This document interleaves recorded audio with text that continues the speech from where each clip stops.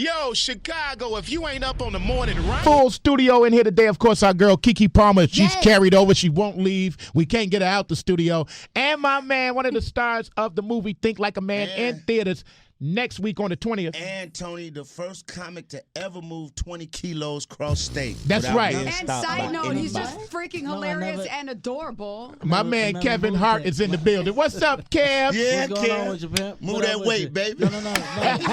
Leon, Let's get it. No, Leon. I never. Freeway. No, Philly, I never. the whole thing. No, remember I told you that I never did that. Okay. Remember? Yeah. No, the It's truth like is- rap, right? No, it's not like It's rap. real. Hey, man, I heard Chocolate Dropper used to move that weight, man. That's what I heard. Wrong. Here's the thing, guys. Look, that I have no idea. Chocolate Droppers in Paris performing at a community college. Look, I'm a Christian. I don't know what this the weight Moving is. that snow, that white. No, man, I don't know what that. Yes, I don't sir. even know what that Them means. fiends hit it and they go, oh, No, yeah. I don't Move it, have Kev. no idea. Move it. No, I'm not moving it. Wait, so Kevin Hart, you are in Chicago for your media tour for For your re-up. movie. Yes, I.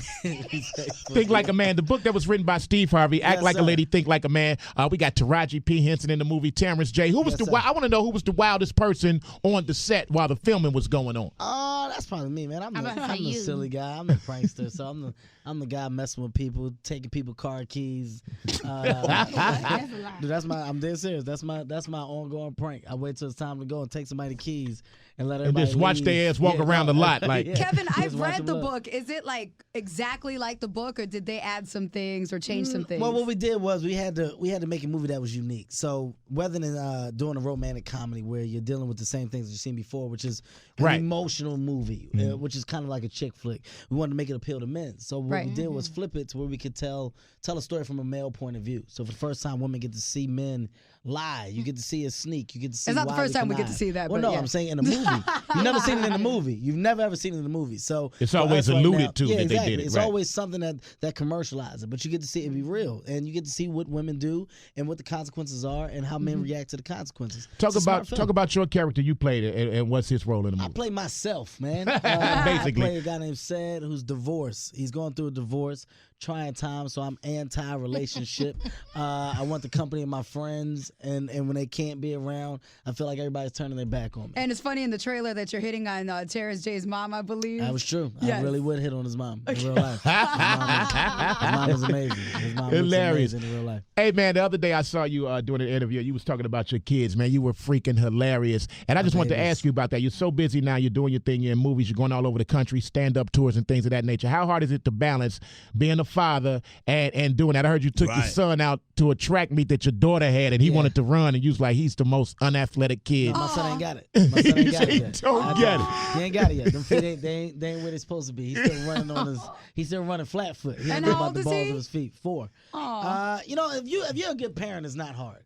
Wow. Being a good parent is fundamental, man. So at the end of the day, if you get your kids to the point where they understand what you do and why you do it, then when you got to go, your kids should understand why you have to leave.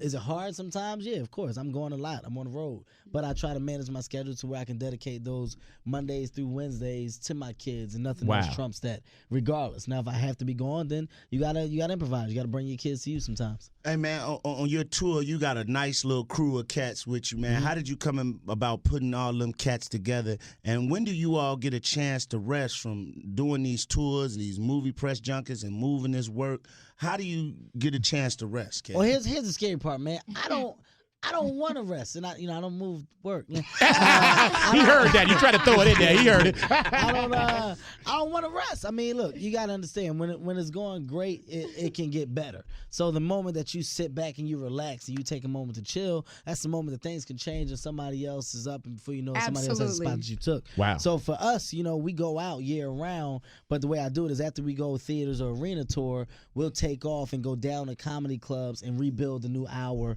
and figure out what we're going to do. So it looks like I took off for an hour, but I just basically went to maybe just Fridays and Saturdays, and all the other days are free, and that's the time I take develop new material. And then the next year after, we go back out with a new tour. You know what's hilarious? I've been doing some tour dates with Mike Epps, and you and him been having a hilarious ass Twitter beef going on. It's funny. He even like throw it on stage, man. It said that he do a joke about you and everything. Talk about that a little bit, because it's all in front of a lot of people who from the outside wouldn't understand it. You guys are real good friends. You got nothing but love for each other. comedian love. I mean, that's what you're supposed to do. As comedians, that's our job. We trash each other. We go back and forth. Twitter is a source of entertainment. So if you got a chance to go back and forth via social media, you take the opportunity to do it. You know, it was all fun.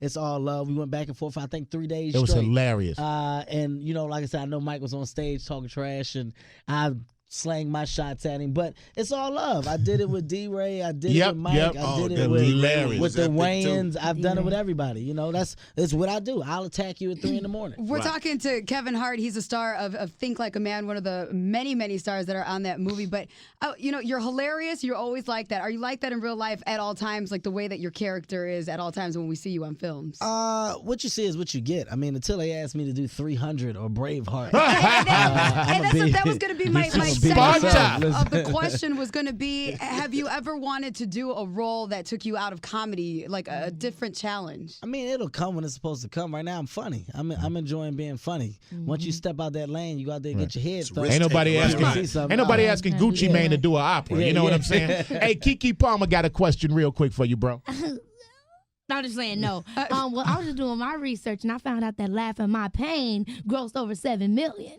He said, "Give me that paper." They're gonna have them people after me.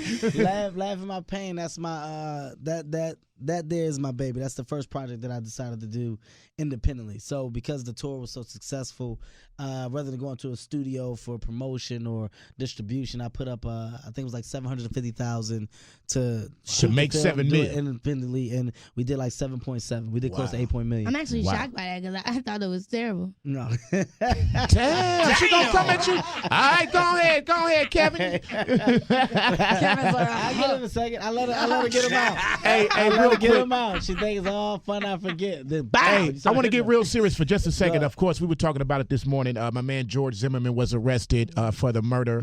Got charged with second-degree murder for the Trayvon Martin case. What was your thoughts on that whole case, and how did you feel yesterday when you heard that he was arrested? Well, I mean, it's sad in general. I mean, you know, when you hear what happened, you hear how young the kid was. You know, you automatically your prayers and stuff goes out to his family. At the end of the day, you know, you want anything dealing with race to stop, especially in the day that we're in, 2012. You know, right. we're too far and too beyond, you know, the point where we should still be dealing with race or hate crime. So you want justice. You want to see people get what they feel like they need to get by what happened. And for his family, that's huge, you know, and also for the community and people that were supporting him.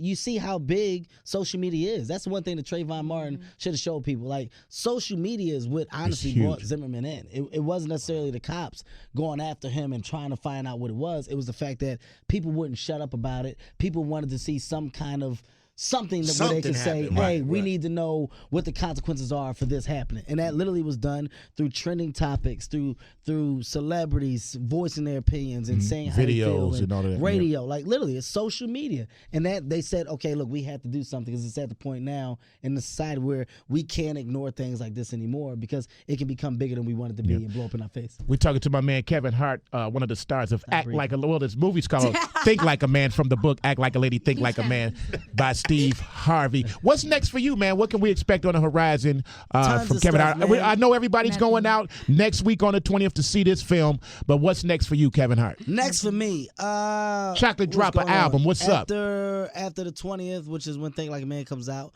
Week after that, 5-Year Engagement comes out. I'm in that as well. I saw that. Hilarious. I'm looking forward to that. In that as well. I don't know why you didn't have the same. You know what to kill me about the 5-year? Hey, Kevin.